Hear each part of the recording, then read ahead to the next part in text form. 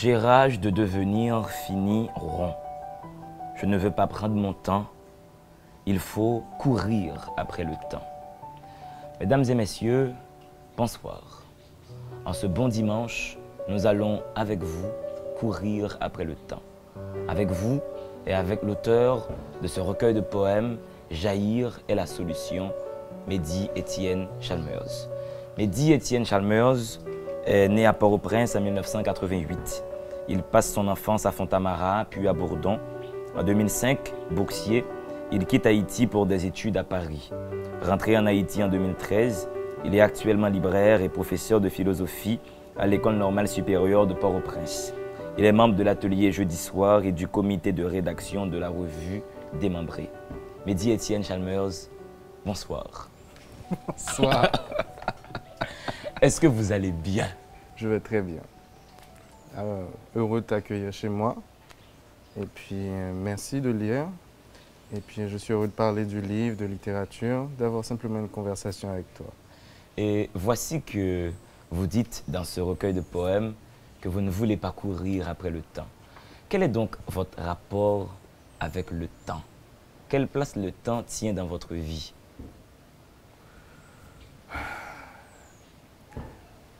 Il y a peut-être 4-5 ans que la question du temps a pris une place dans ma réflexion poétique, dans le travail. C'est un mot qui est venu se glisser comme ça et se répéter dans mes textes, dans mes méditations, parce que c'est peut-être le sujet de méditation qui a quelque chose de plus stimulant et en même temps de paradoxal, parce qu'il est englobant. C'est-à-dire on réfléchit sur le temps et puis à ce moment-là, on se place effectivement dans l'objet de la pensée. Parce que le temps de la pensée est ce temps-là sur lequel on pense, sur lequel on écrit. Et je sais pas, c'est l'intensité de ce jeu mental. Et puis, parce que aussi, c'est les plus beaux développements, les plus beaux passages de poésie et de philosophie qui m'ont touché concernent souvent le temps.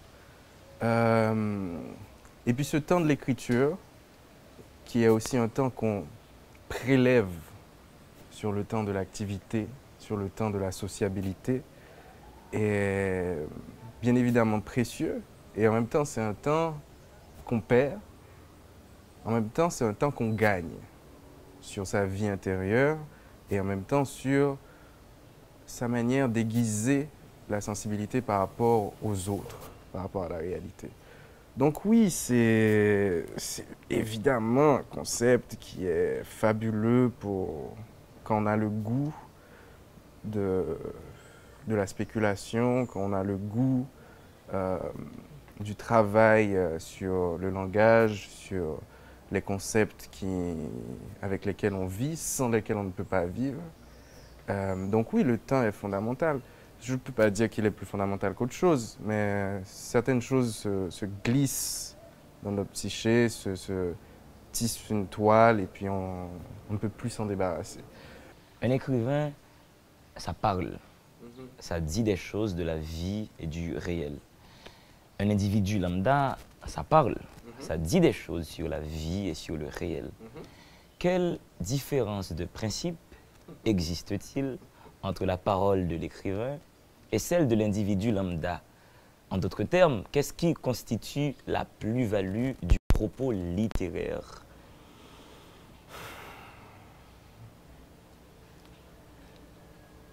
C'est une question un peu difficile parce que la réponse la plus, disons, exigeante dirait qu'il n'y a pas de séparation de principes.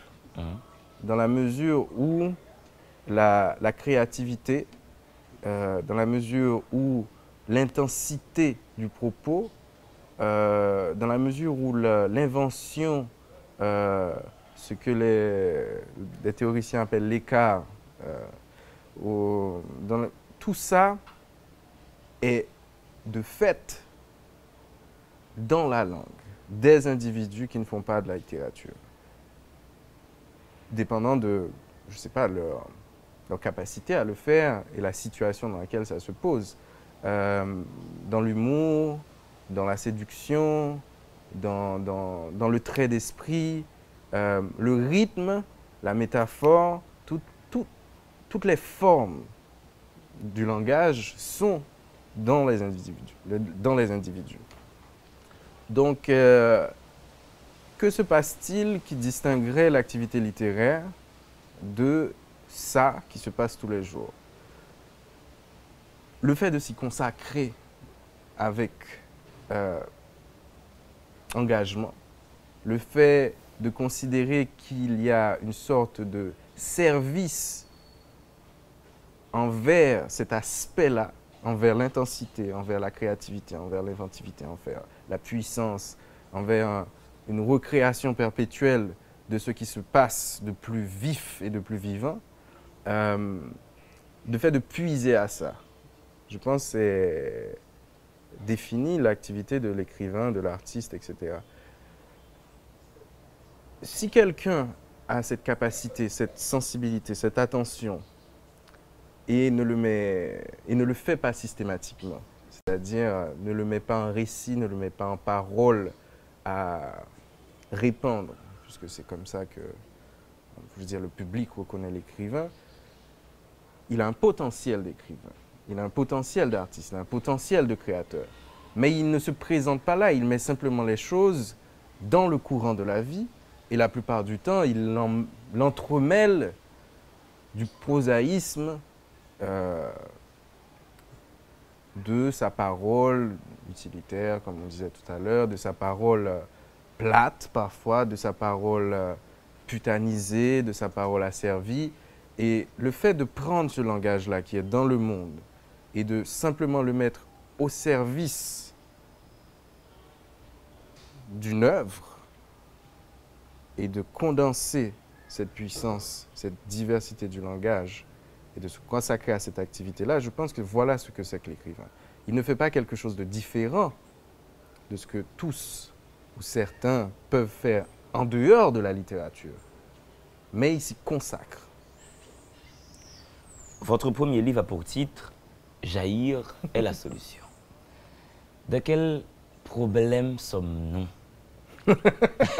Et en quoi le jaillissement devient-il la solution?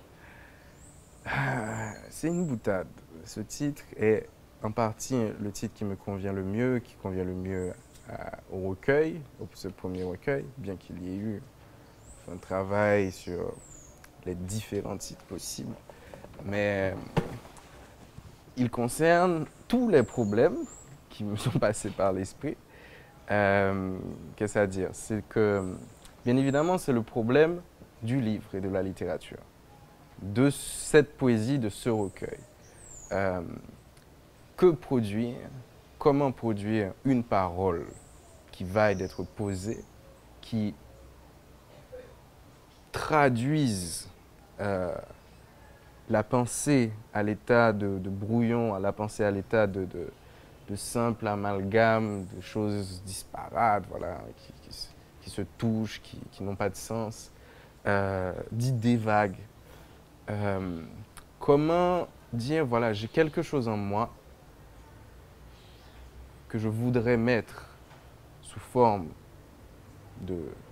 d'objet, sous forme d'objet cohérent, sous forme de propos qui puissent être entendus et dont je puisse me prévaler, qu'il ait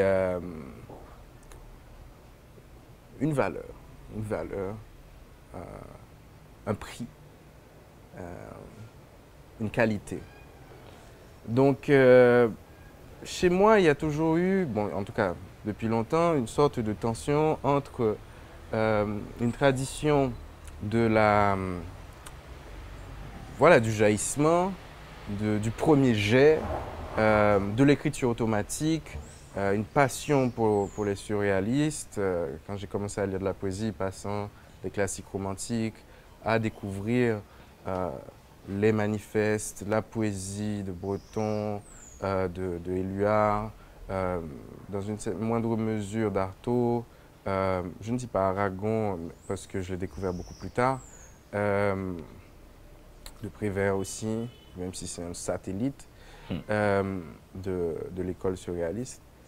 Il y a eu toujours ce sentiment qu'il y avait quelque chose, une méthode qui puisse faire sortir d'extraction brute du langage, bon, tout ce qu'on sait sur le surréalisme.